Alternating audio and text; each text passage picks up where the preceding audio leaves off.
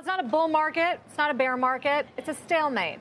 That's our next guest's analysis of where things stand right now. And the earnings season everyone was waiting for, nowhere to be found, with an earnings per share beat rate of 73% so far in Q1. Joining us here, Post 9 Bespoke Investment Group co-founder Paul Hickey. Hey, Sarah, what's up? Hi, Paul. So beat rate of very high, 70%. What about revenues? What about margins? And what about guidance?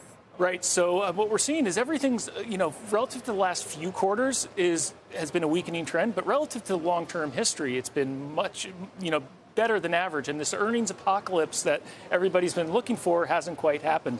And you just mentioned the EPS beat rates.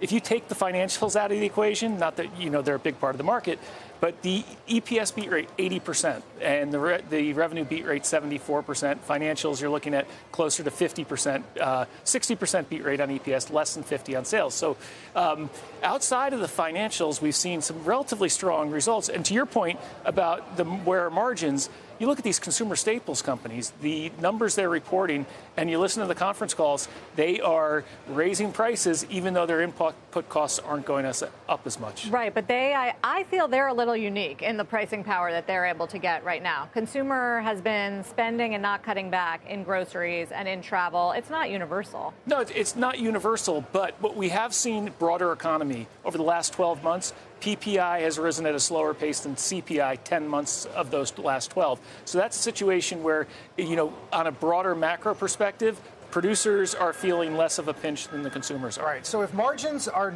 not as squeezed as we thought they might be, does that mean that companies will be slower to lay off, meaning a better longer-term picture for the labor market?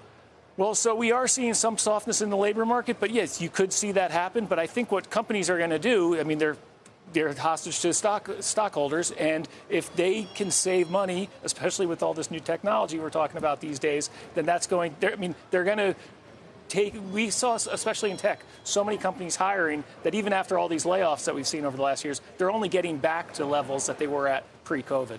Yeah, which is part of maybe why we're not seeing the broader weakness as much in the economy, and it's still tight overall. Paul, why then do you think we're in a stalemate market if you're so encouraged by earnings? I'm just describing the backdrop. It's like trenches of World War I here. On the one side, you got the bullish camp. This side, you got the bearish camp. And it doesn't feel like a bear market because we haven't made a new low in more than 6 months, which is very rare for a bear market. You've written a lot about that. Yeah. But at the flip side, when you're in a bull market, you're usually up 20% at this point. So on that respect, you don't know what to feel of this, and there's so many cross currents. Each side has a ton of ammo that they can look at. On the bearish side, you look at the economy showing weaker data. The internals are starting to weaken a little bit here, and you have the debt ceiling. So debt ceiling, I think, will resolve. We'll hem and haw about it for the next 6 weeks, but I think in that eventually we'll get past that, and it won't be the disaster that it could be. You mentioned the 6-month thing, and you looked at, I think it's 13 instances where you went 6 months without hitting a new low. Right. And in 12 of them? So at that 6-month point, 12 times a year later, 6 and 12 months later, you were higher 12 out of 13 times. Right. And what we're really seeing this year, too, in the first 4 months of the year, is the buy the dip trade has come back. The S&P on a down day is up 25 basis points on average so far this year. You look at the first 4 months of every other year since World War II.